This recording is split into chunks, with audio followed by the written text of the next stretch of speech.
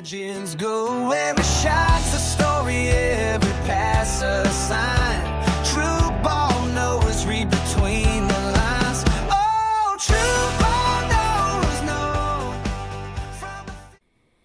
Emergency podcast time. We had to jump on here. We had to talk about Sam Leavitt being listed as doubtful for Arizona State's game up in Salt Lake City against Utah. I just want to be honest. This whole thing feels weird to me. It feels like, I saw videos of him practicing this week and Kenny Dillingham spraying water bottles on the footballs as Leavitt's throwing. So weird deal. They mentioned a foot injury that he's been dealing with. It was really tough to tell that he was injured, against Baylor and against TCU. I'm definitely not saying that, they're hiding anything like that. It's just weird. I wonder, what happened, how he aggravated it, as we saw him practicing, I think, on Tuesday and Wednesday. So weird deal. Obviously, the line for the game jumped several points just in Utah's favor with this news. So, I guess the question on everyone's mind here is, where do we go from here? Do we have a chance to win this game?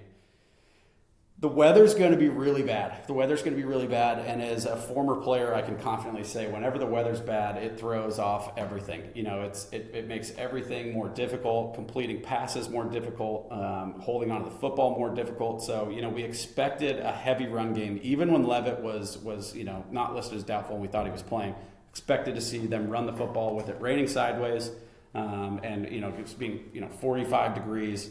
A cold, wet night in Salt Lake City. So I would expect that the game plan doesn't change too much. Hand the ball off to Relief Brown. Let's get Kanye Udo involved early. Let's open up this offense.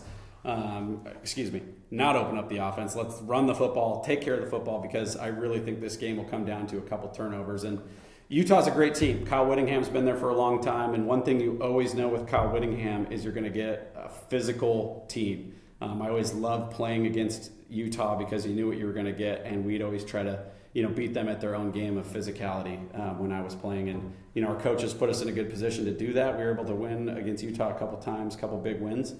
But, you go up there this weekend without your quarterback now, and Jeff Sims steps in for ASU, who's got experience. I was at the game versus Cincinnati last year when Leavitt was out.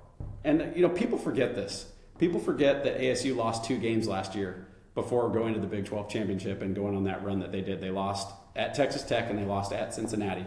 Texas Tech was really an eye-opener for them that helped them kind of get back to what they were doing. Then they lost Leavitt. If they have Leavitt against Cincinnati last year, they would have beat them, no doubt in my mind. But Sims comes in and didn't really look great. I mean, I was down on the field for that game. I watched that game, and he struggled to complete passes. They tried to run the football early when they had, third downs where he had to make big throws. It just didn't work out. And then that was when they had all the kicking issues as well. So, look, ASU can still win this game. Utah's a good football program. It's tough to play up there, yes. But they can still win this game if they can run the football, create some turnovers on defense. Utah's quarterback, Devin Dampier, he's not gonna beat them. It's the run game that could potentially beat ASU, especially when it's rainy and wet and cold like it will be. So, if I'm Kenny Dillingham right now, I'm meeting with Sims, I'm going through the game plan and just making sure that he feels confident. And he should have a little bit more confidence than he did last year going into that Cincinnati game. I mean, I got to imagine that after that he's been preparing, like he's going to get an opportunity, and sure enough, here it is. So excited for Sims. I'm sure that the coaches are all over him, just preparing him, but wanted to hop on here and just discuss this Sam Leavitt deal because it is interesting, the timing of it. And you hear Kenny Dillingham on with Bickley and Murata and 98.7 Arizona Sports here this morning, just saying it'd be a miracle if he was able to get back and play in this game. So the whole situation is dicey. It's weird. It's got some weird vibes to it, but what are you going to do? You got to go forward. Sometimes players get hurt, and it's next man up. As we've seen from ASU, with Alford being out at safety. So let's play great defense. Let's get some turnovers. You look at who, the turnover margin at the end of this game, and I'll tell you who won because that ball is going to be popping around. It's going to be squirting out of guys' arms. It's going to be, tough to hold on to, tough to catch the ball when it's that wet. Utah will be more prepared for that just because they live in it. They're going to be more acclimated versus we have been getting a lot of rain here in Arizona lately, but not as much as those guys are going to be used to, and they'll be acclimated to that cold weather. So 7:15 kick here locally. I think it's 8:15 in Utah. I could have totally just made that up, but late kickoff. It's going to be a weird feeling. Let's see. This is where coaching is important. Will these guys have the players ready to roll? Will they have them ready to play in this game when they know they're without their quarterback? So I was big on ASU going into this game, with the spread at 5 and 6.5, whatever it was, and now I think it jumped up to 7 or 8.5, which is just it's a tough blow. I get it for us, ASU fans. It's disappointing in a critical game, as I talked about earlier this week on the podcast, just breaking down that Utah game. I think this was the game that you hoped you would see ASU put it all together on the road, kind of have that Kansas State moment where they put it all together and look the part and dominate, in all phases. And now, you're without your quarterbacks. It's really tough to do. But everybody take a breath and remind yourself that they did lose to Cincinnati last year. They did lose to Texas Tech.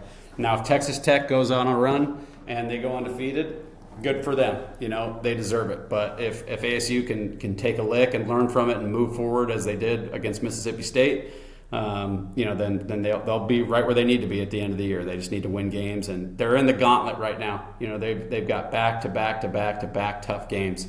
They got Utah this weekend, then they go home against Texas Tech, which I think we were all hopeful that it would be a college game day type atmosphere. If they lose this weekend, it's going to be tough for game day to come out there with several SEC games that are going to have top 10 matchups. So it's a tough deal.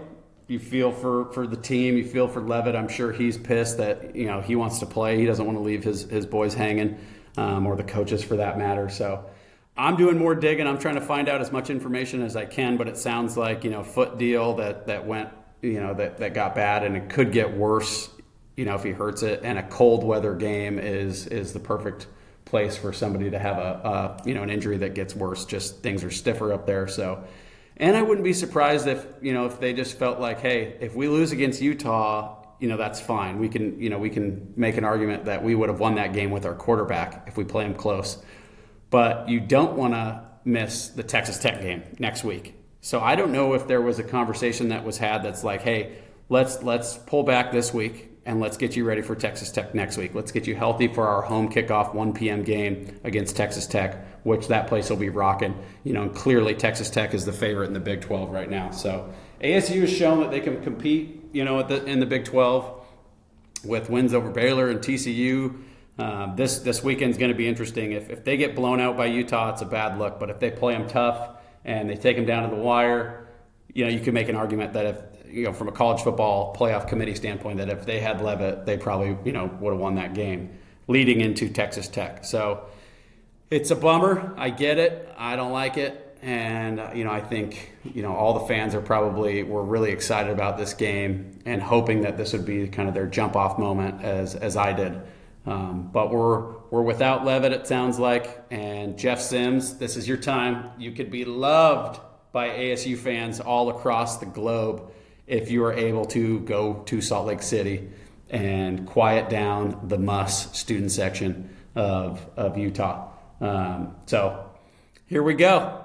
I don't know where we go from here. All I know is that I needed to hop on here, have an emergency podcast where we just talked a little bit about ASU's setup this weekend. So it's going to be on Brian Ward and Arizona State's defense to get everybody ready to rock and play hard, create some turnovers, and then let's pound the rock on offense. Clean up the issues from the red zone. Let's see if the bye week paid off for Marcus Arroyo and self-scouting.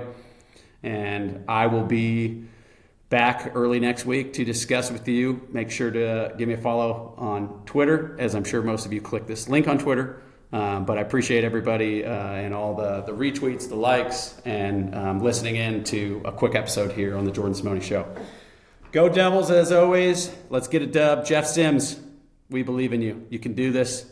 Play confident. Let it rip. Take care of the football. Godspeed. Talk to you guys soon. Thank you.